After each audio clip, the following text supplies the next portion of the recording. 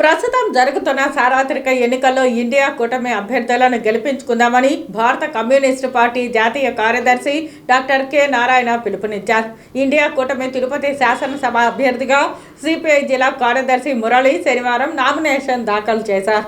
తిరుపతి నగరంలో సిపిఐ అభ్యర్థి మురళి నామినేషన్ సందర్భంగా సిపిఐ, సిపిఎం, కాంగ్రెస్, ఆమ్ ఆద్మీ నేతలు, కార్యకర్తలు తిరుపతి నగరం బైరాపట్టణ పార్కు నుంచి ఎయిర్ బైపాస్ గుండా అన్నమయ్య కూడల వరకు భారీ ప్రదర్శన నిర్వహించారు. ఈ ప్రదర్శనలో సిపిఐ జాతీయ కార్యదర్శి నారాయణ పాల్గొన్నారు. ఈ సందర్భంగా ఆయన మాట్లాడుతూ వామపక్ష పార్టీల వారు ఎప్పుడూ ప్రజా సమస్యల కోసం ప్రదర్శనలు, నిరసనలు చేస్తుంటారని అన్నారు.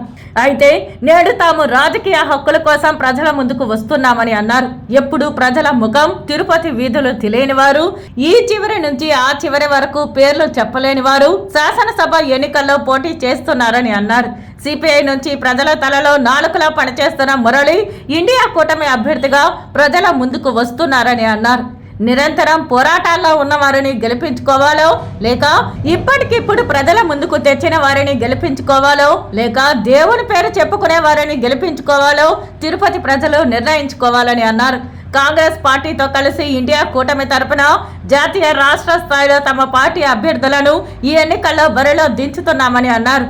కేంద్రంలో బీజేపీ ఏం చేస్తుందో ప్రజలందరికీ తెలుసునని అన్నారు. బీజేపీ ప్రజాస్వామ్యాన్ని ఖూనీ చేస్తోందని నారాయణ విమర్శించారు. దేవుని పేరుతో ప్రజలను మభ్యపెట్టడం తప్ప ప్రజా సమస్యలపై వారు దృష్టి సారించడం లేదని అన్నారు. న్యాయబద్ధంగా ఎన్నికలు జరిగేటటువంటి క్రమాన్ని కూడా ఒమ్ము చేసి గెలవాలని ప్రయత్నం చేస్తా ఉన్నాయి. ఈ ప్రయత్నాలు జయప్రదం కావాలని మనమందరం కూడా ముక్త కంఠంతో చెప్పాల్సిన అవసరం ఉంది. ఈ దోపిడీ వ్యవస్థకి, అప్రజాస్వామిక నిరంకుశ వ్యవస్థకి వ్యతిరేకంగా పోరాడుతున్నటువంటి భారత కమ్యూనిస్ట్ పార్టీ తరఫున ఇక్కడ పోటీ చేయడం అనేది మనందరికీ, కార్మిక వర్గానికి వచ్చినటువంటి ఒక మంచి అవకాశం.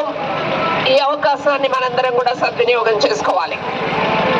ఈరోజు ఎన్నికలు మీ అందరికీ తెలుసు సోదరి సోదరులారా, డబ్బుతో కూడుకుని ఉన్నాయి. ఏమంటున్నారో తెలుసా? కార్మికులు ఎర్ర జెండా పెట్టుకుని మీతో పోరాడడానికి వస్తారు, కానీ ఓట్లు మేము వేయించుకోగలం, డబ్బు ఇచ్చుకోగలం, మద్యం పోయించగలం అని చెప్పేసి అంటున్నారు. మిత్రులారా, దీన్ని సవాల్ చేద్దామా లేదా తెలుసుకుందాం మనం.